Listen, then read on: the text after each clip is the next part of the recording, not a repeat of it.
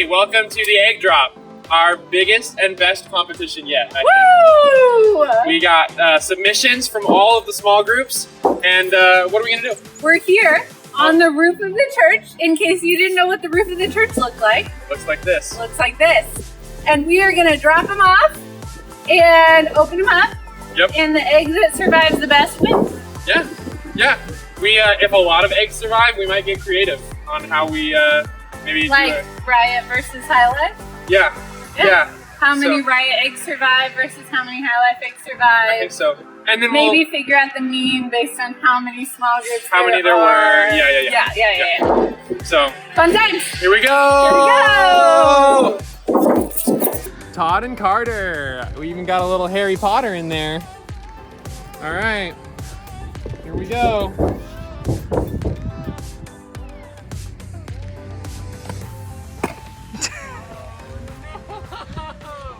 Harry Potter.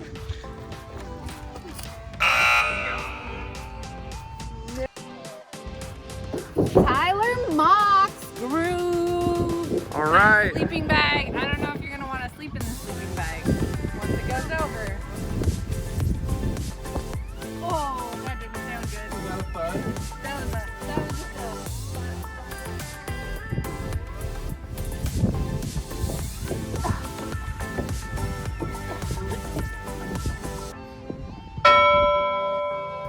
This is Natalie's small group.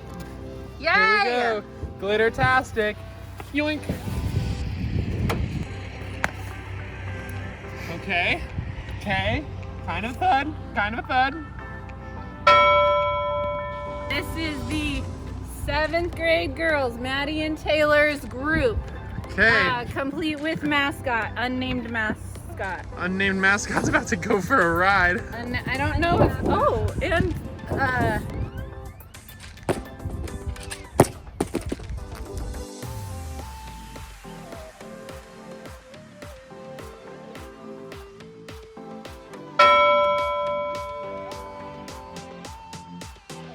This one.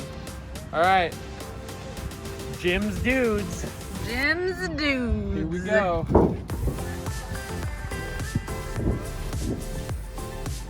What? It's literally just gonna fly.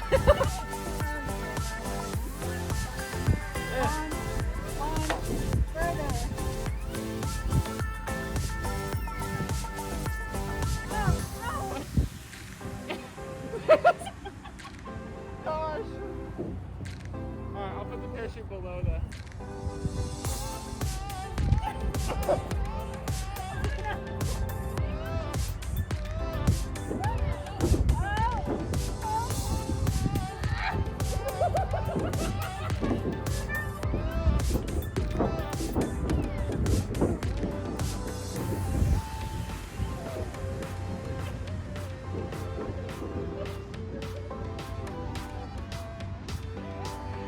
If this didn't make it, that would be so disappointing. Yana! Yana!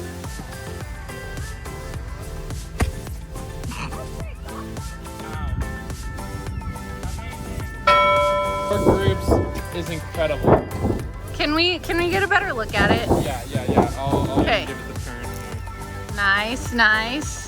It's got wings. What does it say on the It's wings? got balloons. One says Jordan's group, and they're all signed. And then it also says Cowboys. Nice. All right.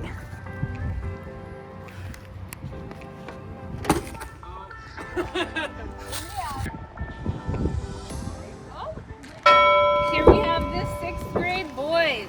Morgan, Noah, Caden, Keegan, and Elijah. Okay, 6th grade boys. Oh yeah. Oh man, look at that. Woo!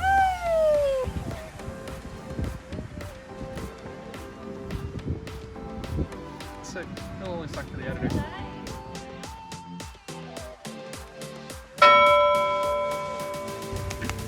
Rob, Mac, and Seth, and all the boys, including an honorary shout out to Mark Rober for the video that we watched. Hey!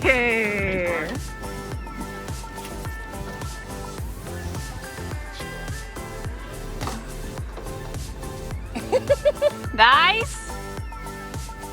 Right in the grass. Nice job, Rob. Oh. Hannah, I'm skeptical because it's just a box, but I'll be gentle. Oof. Ooh. Bit of a thud. Bit of a thud. And cotton. Jeez. It's Okay, this is Andrea. Andrea. Is that a new small group leader? Yep. Nice. She's Russian. Here we go. Launch it. Now. I don't know, is that good or bad, do you think? Just have to really dig for it. Good job.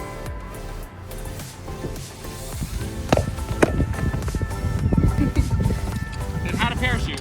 It did have a parachute. She did. We cracked it. All right, here we have Marianne and Alyssa's small group, those 8th grade girls. 8th grade girls. Woo! I like the spin. Yeah. I like the spin. And it There's still didn't like peanut float butter in away the like jar. some of the other You were parachutes, but worried. it definitely slowed it down. Yeah.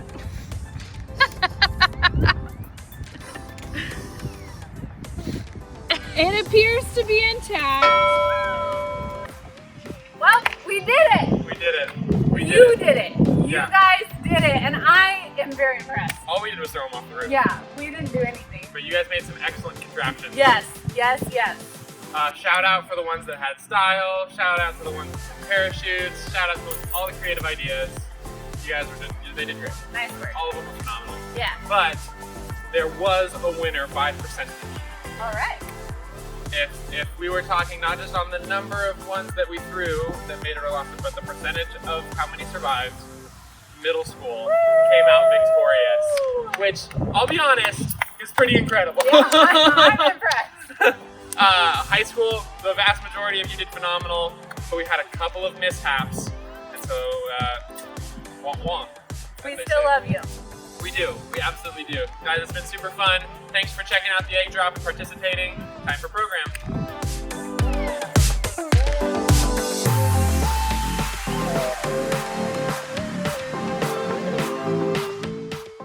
The Bible is a collection of many ancient Israelite scrolls, and together they're telling one unified story.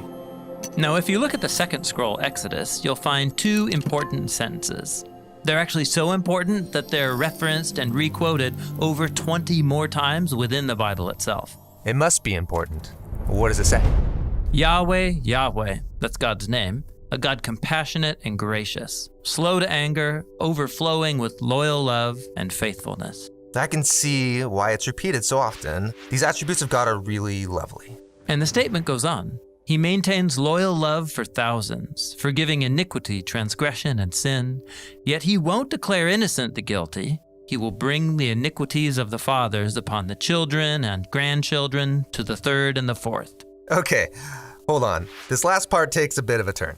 We're first talking about God's love, and suddenly it's about his judgment on grandkids. So, is God merciful or vengeful? Yeah, great question. Let's see these words in a larger context by looking at something important in Genesis, the first scroll of the Bible. There, God chooses one family, the Israelites, from among the nations, and he promises that he's going to rescue the whole world through this family somehow.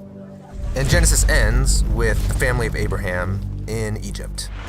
Then the book of Exodus begins, and this book has two large movements. Right, okay, so this first movement of Exodus, God rescues Israel from slavery in Egypt. And in the second movement, God leads them to Mount Sinai, where they camp out for a year. And God invites this whole nation into a partnership called a covenant, so that they can be shaped by his values and character. And represent God to all the other nations. Exactly. Now, this whole Mount Sinai movement in Exodus can be broken up into four literary units. First, there's the actual ceremony where the Israelites agree to be God's partners. And God sets up the terms of the relationship, starting with the 10 commandments. The first two are, Don't give your allegiance to other gods, and don't make any idol images of God. Seems simple enough. after that, God shows Moses detailed blueprints for building this sacred home so that God can come and live among them. Oh, right, and then comes a really long narrative about the building of that sacred home. But you missed something. Right in between these sections is the story that has our description about God's character. The story begins with Moses going up on the mountain, writing down the partner agreement, as the Israelites are at the base of the mountain, violating the first two commands. That's ridiculous. They're breaking the covenant vows while the ceremony is still going on. Yes. And so God is hurt and angry, and he warns Moses that this betrayal will keep on happening. God is ready to call it quits. But what about his promise to rescue the world through them? Yeah, exactly. This is what Moses brings up. And so, what is God going to do? Should he end the partnership, which would be fair? Or will he be faithful to his promise to Abraham and show them mercy? Yeah, exactly. Now, look back at the words that we began with, and you'll see they're about this very tension between God's mercy and his justice. Okay, so the statement opens like this: a God compassionate and gracious. In Hebrew, this line has three words that rhyme: El Rahum V'Chanun. And the line overflowing with loyal love and faithfulness matches the first, as it also has three Hebrew words: Rav Chesed V'Emet.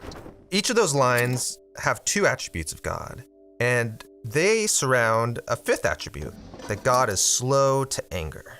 Right. Now, that's the first half of this description of God. Then comes the second half. God maintains loyal love for thousands. And how is he going to remain loyal to people who keep rebelling against him? By forgiving iniquity, transgression, and sin. But God's forgiveness doesn't mean people can just do whatever they want. Right. God's mercy is balanced in what follows. Yet he won't declare innocent the guilty.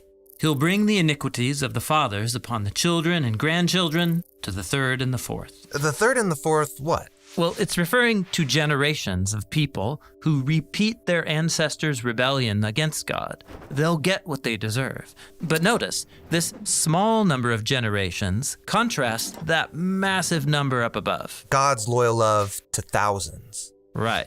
And then check this out. God's forgiveness of iniquity in this line is contrasted with his justice on iniquity in this line. Okay, and all those lines are surrounding a central line here about God's justice.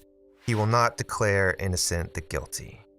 So while God is slow to anger, he is also just. Right. This is the tension that these two sentences are exploring. How does a faithful and loyal God deal with such a rebellious people? This is the challenge God faces in this story, and it's the same challenge he faces in the whole biblical story as he works to rescue the world through this family. With that in mind, we can take a closer look at these 5 attributes that God declares about himself to Moses. A God compassionate and gracious, slow to anger, overflowing with loyal love and faithfulness. And we'll see how each one leads us deeper into the character of God and into the story of the Bible.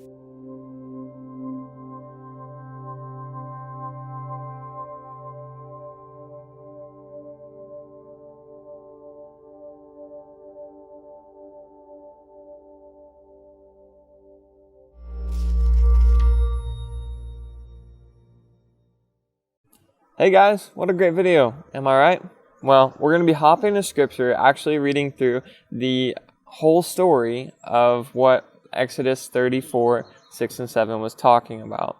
So I hope this starts some great conversations for you guys, and I'm super excited to talk about it with my group.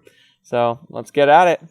What's up? Hey students, hey, today is the day that registration for Great Camp opens. So August 17th, 18th, 19th, Great Camp registration is open. Go get it right now. You want to be there. We just ordered the swag today, you guys. It's going to blow your minds. Such good swag. Tell your friends about it. Get your friends to sign up. It's going to be amazing. Okay, bye.